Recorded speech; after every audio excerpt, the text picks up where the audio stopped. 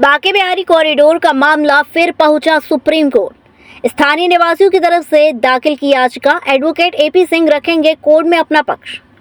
Banke Bihari corridor को लेकर स्थानीय निवासियों ने सुप्रीम कोर्ट की शरण ली है। 1 सैकड़ा से अधिक सेवायत व स्थानीय लोगों ने सुप्रीम कोर्ट के अधिवक्ता एपी सिंह के जरिए एक याचिका दाखिल की है, जिसमें कहा गया है कि पूर्व में भी यहाँ की परंपरा और विरासत को कुंज गलियों के जरिए स्थानीय निवासियों ने नष्ट होने से बचाया था, जिसे एक बार फिर कॉरिडोर बनाकर नष्ट करने का काम किया जा रहा है। लगभग 2 माह से चल रहे विरोध के बीच सोमवार को सुप्रीम कोर्ट के वकील एपी सिंह वृंदावन पहुंचे, जहां उनका बांके बिहारी कॉरिडोर की जद में आने वाले स्थानीय निवासियों ने माला पटुका पहनाकर स्वागत किया। Advocate AP Singh Banke Bihari corridor के निर्माण की दी गई अनुमति के खिलाफ स्थानीय निवासियों की तरफ से दाखिल की गई याचिका के जरिए सुप्रीम कोर्ट में अपना पक्ष रखेंगे। याचिका के संबंध में जानकारी देने के लिए पहुंचे एडवोकेट एपी सिंह ने कहा कि सुप्रीम कोर्ट के निर्णय के अनुपालन में जो कार्रवाई की जा रही है, उससे वृंदावन की प्राचीन कुंज गलियों को ध्वस्त कर वहां कई पीढ़ियों से रह रहे ब्रजवासियों को जबरन बेघर करने के प्रयास किए जा रहे हैं। इस संबंध में पत्रकारों से रूबरू हुए एडवोकेट एपी सिंह ने कहा कि इस निर्माण कार्य के क्रियान्वयन में संविधान के आर्टिकल 25 और 26 के तहत नागरिकों को प्राप्त धार्मिक स्वतंत्रता के अधिकार और धार्मिक संस्थाओं के स्वशासन के अधिकारों का खुलेआम स्पष्ट रूप से उल्लंघन किया जा रहा है। सर्वोच्च न्यायालय द्वारा समय समय पर प्रतिपादित एसेंशियल रिलीजियस प्रैक्टिसेज डॉक्ट्रिन के अनुसार यदि कोई परंपरा किसी धर्म की अनिवार्य धार्मिक प्रथा का हिस्सा है तो उसे छेड़ना संविधान विरोधी गंभीर कृत्य माना जाएगा। एडवोकेट एपी सिंह ने बताया कि यमुना किनारे कालीदह से केसी घाट तक 1000 एकड़ जमीन मौजूद है। वहां सुविधाओं को विकसित करें, इससे यमुना में ड्रेनेज भी नहीं जाएगा और विरासत रूपी गलियां भी नष्ट नहीं होंगी। उन्होंने आरोप लगाया कि सरकार भूमाफियाओं के कहने पर धार्मिकीकरण कम वैश्वीकरण ज्यादा करना चाहती है।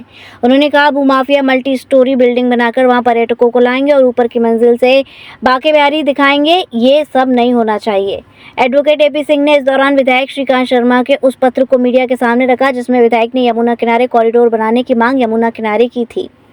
याचिकाकर्ता राकेश अग्रवाल ने कहा कि मुगल काल में भी मंदिर की गरिमा को इन्हीं गलियों के माध्यम से बचाया गया। पंडित सोहनलाल मिश्र ने कहा कि ये वही कुंज गलियां हैं जो आज भी भगवान श्री कृष्ण की बाल लीलाओं का साक्षात्कार कराती हैं। नारायणी सेना के उपाध्यक्ष रामानुज मनीष भारद्वाज और रुक्मणी रमन गोस्वामी ने कहा कि ये कुंज गलियां ईंट पत्थर की नहीं बल्कि ब्रजधाम की आध्यात्मिक आत्मा हैं। ये लगभग 100 मूल निवासी हैं यहाँ के, 100 याचिकाकर्ता, जिनकी तरफ से ये याचिका हमने माननीय सर्वोच्च न्यायालय में लगाई है। और इन 100 मूल निवासियों में जो कि 14 जुलाई को फाइल की है, मूल निवासी वो हैं जिनके डॉक्यूमेंट उर्दू से ट्रांसलेट करके लगाए गए, आधार कार्ड के साथ उनके खसरा खतौनी यहाँ की नगर पालिका के द्वारा सारे डॉक्यूमेंट के साथ लगाई गई है।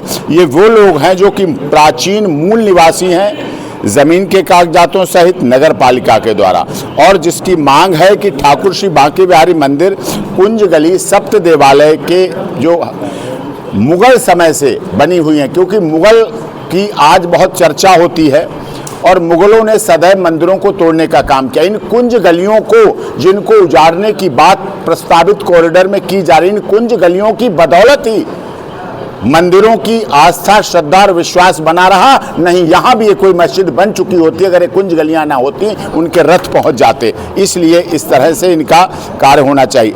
प्रस्तावित विकास यहाँ नहीं बल्कि 1000 एकड़ जमीन जो कि कालीदाह से केसी घाट यमुना के किनारे खाली पड़ी है, आप सबको पता है, जिसमें parking area, waiting area, shoe rack, market area, और बिल्डर्स को भी अगर देना चाहते हैं, कुछ बिल्डर्स को मोबिलाइज करना चाहते हैं। क्योंकि हुआ क्या, इस कॉरिडोर का धार्मिककरण के बजाय वैश्वीकरण ज्यादा किया जा रहा है, कॉमर्शलाइजेशन ज्यादा किया जा रहा है। कॉमर्शलाइजेशन करने के पीछे ये कारण है कि कुछ लोग बिल्डर यहाँ सरकार से अपनी साठगांठ किए हुए हैं, जो मल्टी स्टोरी बिल्डिंग करोड़ों में बेचना चाहते हैं, और वो मल्टी स्टोरी बिल्डिंग के साथ यहाँ की सनातन धर्म की आस्था श्रद्धा को भी बेचना चाहते हैं, जो नहीं होने देंगे। यहाँ के मूल निवासी बनाए, दूर बनाए जाके, जो हर तरफ से आता है, दिल्ली से भी रास्ता आता है, हरियाणा से भी आता है, वहाँ उधर उधर किया जाए। तुलसी वन और नवग्रह गार्डन का सौंदर्यीकरण किया जा सकता है, ड्रेन्स को यमुना के गिरने से रोका जाए, मंदिर सनातन धर्म और वैष्णव संप्रदाय का इतिहास इतिहास है। भारत की पहचान वैश्वीकरण से है सर। यहाँ दर्शन देश और दुनिया विदेशों से यहाँ दर्शन बिल्डिंग के करने नहीं आते हैं। मल्टी स्टोरी बिल्डिंग विदेशों में बहुत हैं, दिल्ली में बहुत हैं, मुंबई में बहुत हैं, गुजरात में बहुत हैं, लेकिन अगर विभिन्न प्रदेशों और पूरी दुनिया से दर्शन करने आते हैं तो यहाँ प्राचीनता, इतिहास, धार्मिक और कृष्ण जी का जो इतिहास कुंज गलियों से जुड़ा हुआ है उसके दर्शन के लिए आते हैं। इसलिए इसकी पहचान वैश्वीकरण से नहीं बल्कि सनातन पद्धति के द्वारा है। भारत सरकार और माननीय उत्तर प्रदेश सरकार जो डबल इंजन की सरकार है उसने भी वैश्वीकरण के बजाय भारत की सभ्यता संस्कृति को अपने चुनाव एजेंडे में बनाया है, माना है और इस सब की रचना के लिए विश्व सनातन बोर्ड की भी स्थापना के द्वारा उससे सौंदर्यीकरण के प्रस्ताव लिए जाएं। श्री धाम वृंदावन की ऐतिहासिकता व पवित्रता बरकरार रहे। 84 कोस की परिक्रमा का प्रचार प्रसार बढ़ा है तो उसके आने वाले श्रद्धालुओं को यहाँ वो गलियां मिलनी चाहिए। अगर वो नहीं मिलेंगी तो उनकी आस्था श्रद्धा खत्म होगी। और भी हमने प्रस्ताव दिए हैं, दर्शन का समय बढ़ाया जा सकता है। पिछली घटनाओं का जो सुलखान सिंह रिपोर्ट में वर्णन किया उसे आधार नहीं बनाया जा सकता। ऐसी घटनाएं देश और विदेशों में होती रही हैं। मक्का मदीना में हर साल ऐसी दुखद घटना होती है लेकिन वहां कोई परिवर्तन नहीं किया जा रहा, न किया जाएगा क्योंकि वो दूसरे धर्म से जुड़े हैं। सनातन धर्म को मानने वाले को सॉफ्ट टारगेट माना जाता है, बहुत आसानी से उसको आरोप लगा सकते हैं, इसीलिए उनका आधार न बनाया जाए। उत्तर प्रदेश ब्रज प्लानिंग और डेवलपमेंट बोर्ड एक्ट 2015 मंदिर का फंड 300 करोड़ लगभग है का प्रयोग सहमत से किया जाए और सिक्योरिटी, सैनिटेशन और प्लानिंग की जरूरत के लिए किया जाए, लेकिन संविधान के अनुच्छेद 25, 26, 29, 1 और 25, 51 AF का उल्लंघन नहीं होना चाहिए। कृष्ण लीला गोस्वामी संप्रदाय का ऐतिहासिक वर्णन है। यूनेस्को कन्वेंशन 2003 के मानकों पर भी लगाया जाए, नहीं तो अगर यहाँ सुनवाई नहीं होती है तो फिर मामला अगर इंटरनेशनल कोर्ट ऑफ जस्टिस और यूनेस्को गया तो फिर बहुत परेशानी सरकार को भी लगेगी। हम सरकार का साथ करना चाहते हैं, उत्तर प्रदेश सरकार का साथ करना चाहते हैं, इसीलिए हम अपने माननीय सर्वोच्च न्यायालय में यहाँ के मूल निवासी लगभग 100 हैं, उनकी तरफ से याचिका माननीय सर्वोच्च न्यायालय में लगाई है 14 जुलाई को। सरकार और प्रशासन का कहना है कॉरिडोर बनने से जिस तरह से बनारस और अयोध्या में विकास हुआ इस तरह से यहाँ पर विकास होगा। बनारस में जगह नहीं थी वहां पर, जहां यहाँ यमुना के पास कोई विकास अभी तक नहीं हुआ।